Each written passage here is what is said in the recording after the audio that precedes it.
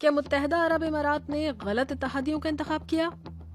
ایران جنگ نے متحدہ عرب امارات کو بھی اپنی لپیٹ میں لیا۔ ایران نے یو اے ای پر حملے کیے اور اطلاعات ہیں کہ اس نے بھی ایران کو نشانہ بنایا، لیکن اس تنازع کی وجہ کیا بنی؟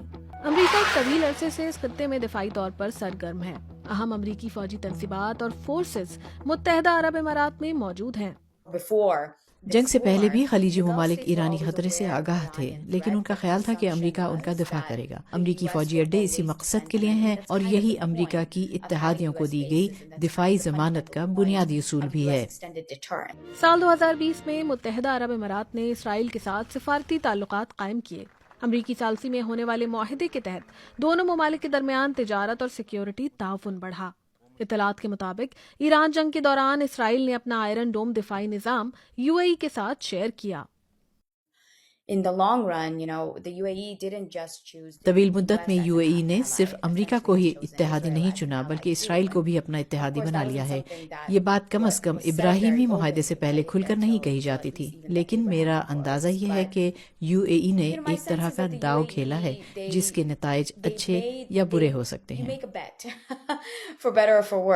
اب امریکی موجودگی جسے یو اے ای کی حفاظت کی ضمانت مانا جاتا رہا، اس کے لیے خطرے کا باعث بن سکتی ہے۔